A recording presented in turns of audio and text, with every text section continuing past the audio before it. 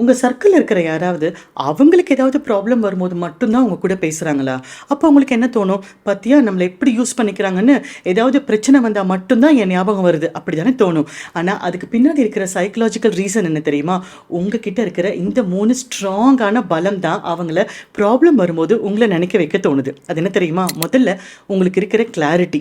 எந்த ஒரு சிச்சுவேஷனா இருந்தாலும் உங்களால கிளியரா பாசிட்டிவ்ஸ் என்ன, நெகட்டிவ்ஸ் என்னன்னு பார்க்க முடியும் அப்படிங்கிற உங்களோட கிளாரிட்டி மேல அவங்களுக்கு இருக்கிற கான்ஃபிடன்ஸ் தான். 2வது, எந்த ஒரு சிச்சுவேஷனா இருந்தாலும் உங்களால மெச்சூர்டா அதுக்குண்டான சொல்யூஷனை கொடுக்க முடியும் அப்படிங்கிற உங்களோட இன்டெலிஜென்ஸ்க்கு மேல அவங்களுக்கு இருக்கிற நம்பிக்கை தான். 3வது, எந்த மாதிரி சூழ்நிலையா இருந்தாலும் கண்டிப்பா நீங்க உதவி பண்ணுவீங்க அப்படிங்கிற உங்களுடைய மனிதம், ஹியூமனிட்டி மேல அவங்களுக்கு இருக்கிற கான்ஃபிடன்ஸ் தான். இந்த 3 விஷயங்கள் கண்டிப்பா உங்களோட பலம் தான். இவ்ளோ கிளாரிட்டியோடையும் இன்டெலிஜென்ஸோடையும் ஹியூமனிட்டியோடையும் நீங்க இருக்கிறதுனால கண்டிப்பா ஒருத்தவங்க உங்ககிட்ட ப்ராப்ளமோட வரும்போது அது வெறும் கம்ப்ளைண்ட் பாக்ஸ் மட்டுமே தானா, இல்லைன்னா அவங்களுக்கு நிஜமாவே உதவி வேணுமா, அவங்களுக்கு உதவி வேணும்னா எந்த அளவுக்கு உங்களால உதவி பண்ண முடியும் அப்படிங்கிறதும் கண்டிப்பா உங்களுக்கு தெரிஞ்சிருக்கும். அதே மாதிரி நம்ம ஒருத்தவங்களுக்கு உதவி பண்ணும்போது என்னென்ன விஷயங்களை நம்ம மனசுல வச்சுக்கணும் அப்படிங்கிறதும் நம்ம ஒரு வீடியோ ஆல்ரெடி போட்டிருக்கோம்.